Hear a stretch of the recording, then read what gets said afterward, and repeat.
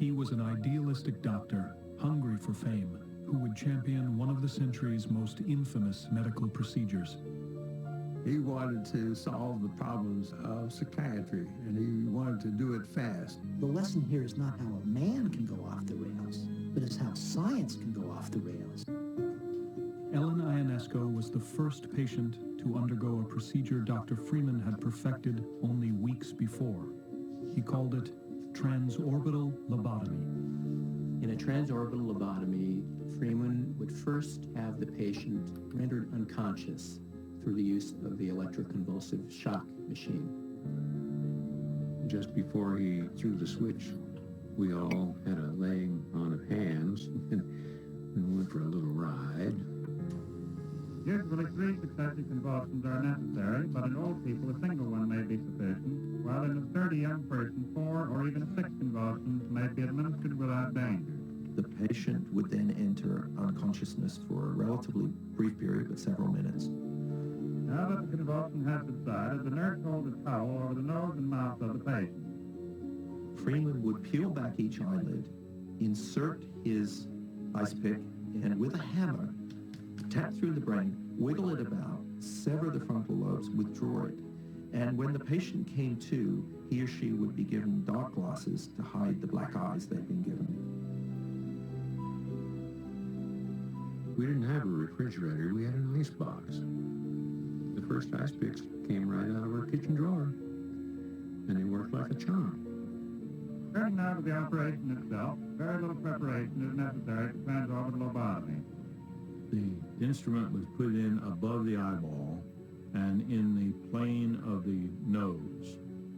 You could feel it hit the roof of the orbit, and then with a tap of a hammer you could knock it through. The whole thing would take 3 or 4 minutes. This patient came to the hospital this morning after breakfast, and he will leave tomorrow afternoon. There are reports which he proudly writes down in his diary about fellow professionals fainting as he proceeds in this, or vomiting. Dr. Watts didn't say anything. He simply turned around and walked out. Spurred on by Freeman, the number of lobotomies performed annually soared from 150 in 1945 to over 5,000 in 1949. Despite the known side effects, there seemed to be an endless supply of willing patients. Ultimately, the fate of lobotomy would be settled by a pill. In 1954, a new drug called Thorazine began to sweep through state mental hospitals. Thorazine was initially marketed as a chemical lobotomy. I mean, this was seen as a selling point, that it produced results similar to lobotomy, but without, of course, all the risks of the surgery.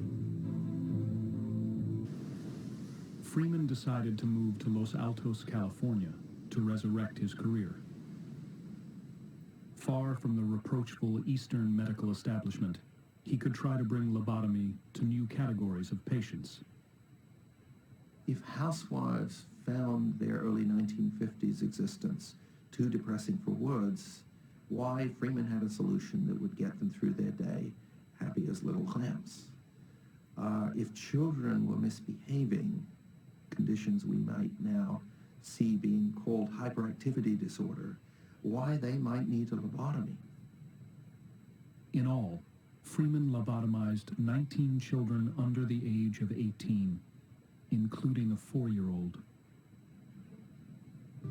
By 1967, Dr. Freeman had personally performed more than 2,900 lobotomies.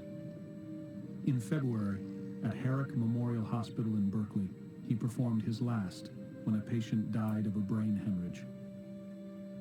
Freeman was stripped of his hospital privileges and soon retired from his medical practice.